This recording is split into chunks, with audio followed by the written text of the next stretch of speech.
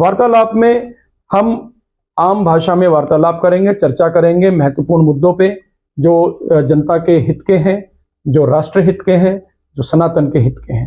क्योंकि ये दुष्प्रचार का जो खेल है ये बहुत ज्यादा दिन तक अगर चलता है तो कहीं ना कहीं नुकसान ही होता है। बिल्कुल बिल्कुल। मैं एक और बात आपसे कहना चाहूंगा, एक और वीडियो अगर आपको अभी हम दिखाते हैं, जरा आप ये पहले वीडियो देख लीजिए। और नोटबंदी के बाद जितना भी नोट था, जिसको कहा गया ब्लैक मनी को सर्जिकल स्ट्राइक किया, मेरे जैसा मूर्ख ने भी कहा था, मुझे भी थप्पड़ मार लीजिए, सारे नोट बैंक पहुंच गए, तो ब्लैक मनी किधर था? कहा गया पाकिस्तान के आतंकवाद को तोड़ दिया, और अभी पूंछ राजौरी में नया आतंकवाद 2003 के बाद नया आतंकवाद विकसित हो चुका है। इस वीडियो में क्या बोला जा रहा है कि नोटबंदी हुई भारत में, नोटबंदी में बड़ी परेशानी हुई, बिल्कुल ही बहुत लोगों को परेशानियां भी हुई, दुश्वारियां भी झेलनी पड़ी।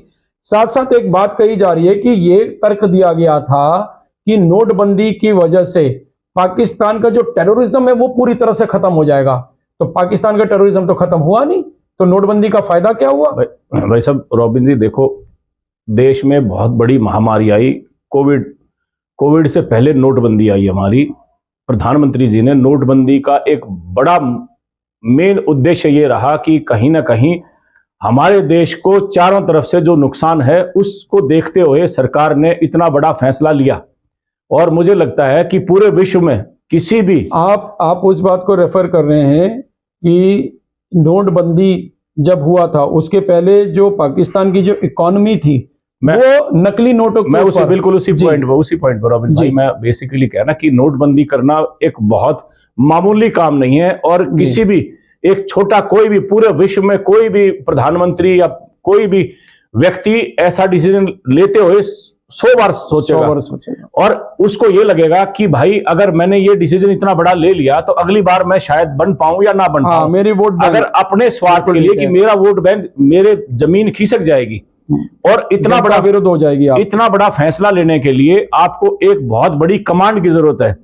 लेकिन मोदी जी ने अपना पर्सनल ना सोचते हुए कि मुझे कल को क्या मिलेगा या ना मिलेगा या कल मैं सरकार में आऊंगा नहीं आऊंगा, मोदी जी ने ऐसा डिसीजन इसलिए लिया कि भाई साहब कि हमारे पड़ोस में पाकिस्तान जैसा मुल्क है जो बिल्कुल नीच हरकतों से कभी बाज नहीं आया, हमेशा छोटे छोटे टेररिस्ट उन्होंने हमेशा भेजता रहा, छुटपुट घटनाएं राजौरी में, पुंछ में, पूरे जम्मू कश्मीर में, सब जगह, पुलवामा में, हर जगह छोटी छोटी घटनाएं होती रही। बॉम्बे में हमारे जो नॉर्मल है ना अक्षरधाम पे हमला, बिल्कुल छोटे छोटे से लेके और बड़े बड़े ऐसे हमले उन्होंने कराए।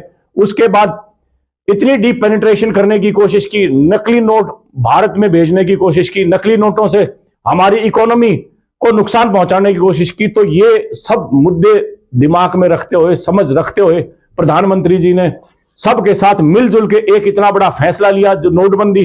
और जहां तक ये आज तक बोलते हैं, आप ये देखिए रॉबिन भाई की नोटबंदी का बोलते नुकसान हुआ, हाँ हुआ, 100% नुकसान हुआ। किसको हुआ? पाकिस्तान को नुकसान हुआ, चाइना को नुकसान हुआ, आतंकवाद को नुकसान हुआ हर एक उस व्यक्ति को जिस व्यक्ति ने भारत की आंख उठा के देखने की कोशिश की। हर व्यक्ति आज मुझे लगता है बिल में जाके छुप के बैठ गए। सब कितने भी आतंकवादी हैं, कितने भी गलत काम करने वाले व्यक्ति हैं, और आज पाकिस्तान की इकोनॉमी आप देखिए, इसका मतलब जो पाकिस्तान की इकोनॉमी, आप पाकिस्तान की इकोनॉमी देखिए, डिक्लाइन कर गई पाकिस्तान की इकोनॉमी। और मुझे लगता है कि जो बाकी उनको फॉरेन फंडिंग करते थे, बड़े बड़े देश जो पैसा देते थे पाकिस्तान को, वो आज मुझे लगता है कि 1 रुपया भी पाकिस्तान को देने के लिए कोई राजी होगा।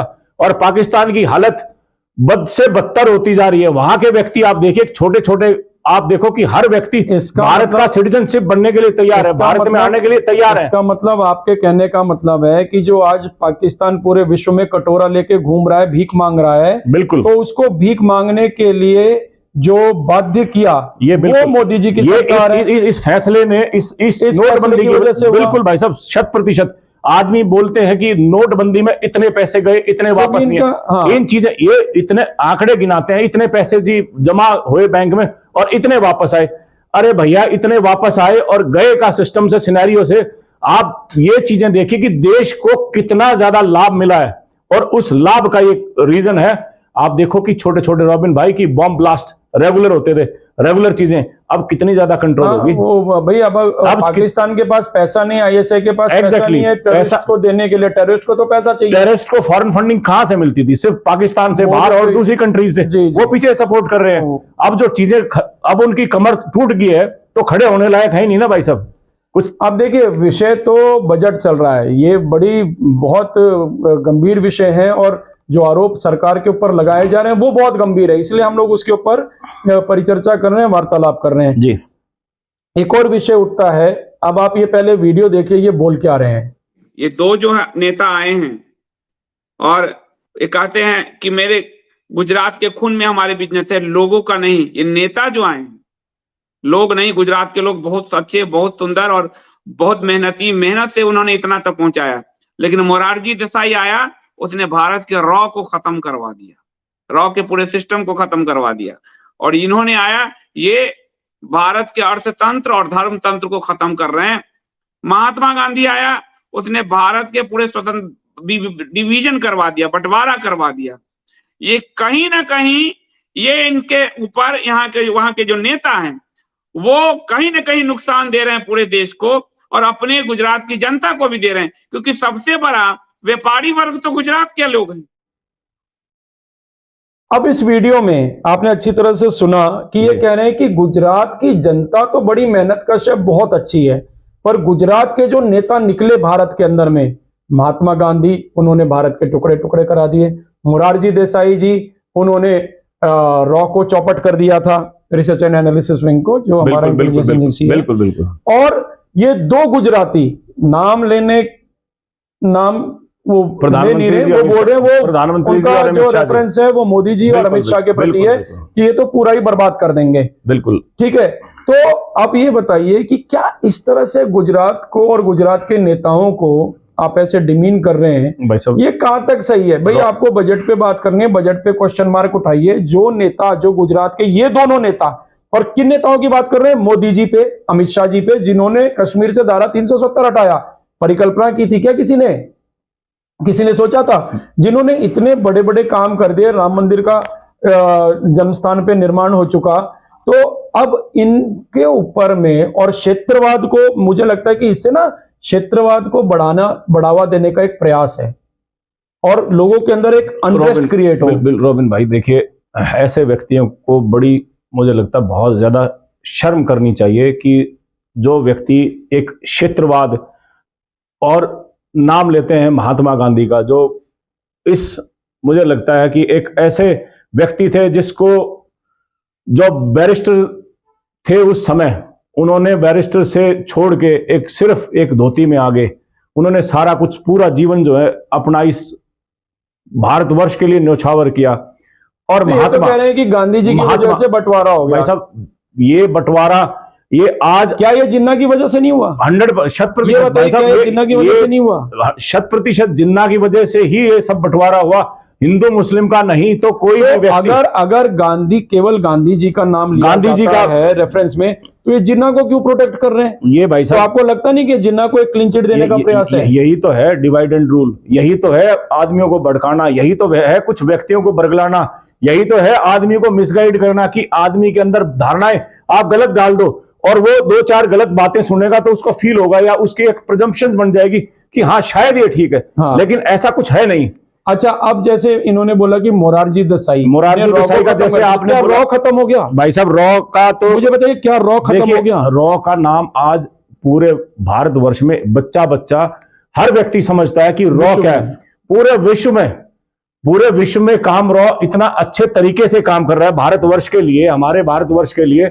और रॉ, मुझे लगता है उस समय तो शायद कुछ नहीं होगा, आज एक इतनी बड़ी इंटेलिजेंस, इतनी बड़ी ताकत बन चुकी है भारत की, जो पूरे विश्व में बहुत अच्छे तरीके से काम कर रहा है और इतनी बड़ी संस्था बन चुकी है रॉ। तो ये अनर्थ बात है सॉरी, बिल्कुल अनर्गल बातें हैं कि रॉ का जो सिस्टम है उन्होंने खराब कर दिया। कुछ ना कुछ पहले से कई गुना बेहतर हो चुकी है। यानी कि आपकी नजर में, जी भाई, चाहे ये मोदी जी और जो अमित शाह जी का जो समय है वो बिल्कुल सही है, और इनको जबरदस्ती बदनाम किया जा रहा है। रॉबिन जी, आज इतने बड़े, इतने मजबूत व्यक्ति हमारे गृह मंत्री हैं, अमित शाह जी, उन्होंने इतने समय से काम करके एक अच्छे मुकाम पे देश को प्रधानमंत्री जी के साथ कंधे से कंधा मिला के उस लेवल पे, उस मुकाम पे खड़ा किया है। आज हमारी फौज से लेके आप हमारे हर जगह को इतना मजबूत करने का काम किया, हर स्टेट इतनी स्ट्रांग हो गई है। अब गृह मंत्री हमारे जब गृह हमारी, जो आप ये समझिए कि माँ घर संभालती है, वो घर को चलाती है, आपकी गृहिणी घर को चलाती है, बिल्कुल। तो गृह मंत्री हमारे उस रूप से एक तरफ से तो प्रेम से उठाते हैं और दूसरी तरफ से जो हमारी तरफ आंख उठा के देखने वाले व्यक्ति है उसको खबरदार करने का भी काम करते हैं, उसको अंदर घुस के स्ट्राइक करने का भी काम करते हैं। पाकिस्तान में आप लोगों ने देखा कि क्या किया, ये सब सारे फैसले, कश्मीर की धाराएं 370 फटाक से हटा दी गई, ये अमित शाह जी का काम था। ये गृह मंत्री इतने मजबूत रहे हैं कि नरेंद्र मोदी जी प्रधानमंत्री के साथ मिलकर ऐसे डिसीजन, ऐसे फैसले किए। आप ये मत सोचिए कि वो सिर्फ गुजरात के हैं, नहीं है, बिल्कुल वो भारतवर्ष के हैं। वो हर व्यक्ति उस व्यक्ति के हैं जो भारतवर्ष की सोच को अच्छी रखता है, हर उस व्यक्ति के साथ हैं। तो ये जो हिंदू मुसलमान करने का दिमाग है, ऐसा कभी भी भारतीय जनता पार्टी ने या इन सरकारों ने कभी सोचा नहीं। इन सरकार ने तो सिर्फ एक नारा दिया है, सबका साथ सबका विकास। जब सब, रॉबिन भाई, सब शब्द आता है, उस सब के अंदर हर व्यक्ति है, उसी के अंदर महिलाएं, पुरुष, जात पात, धर्म, सभी, हिंदू मुस्लिम सिख ईसाई, सब का मतलब पूरा विश्व हमारा घर है। तो सभी साथ हैं और प्रधानमंत्री जी ने तो इस भारतवर्ष को, मुझे लगता है, अगले 5 साल में उस मुकाम पे ले जाके खड़ा कर देंगे कि भारतवर्ष आने वाले दिनों में कुछ समय के बाद वापसी सोने की चिड़िया होने जा रहा है।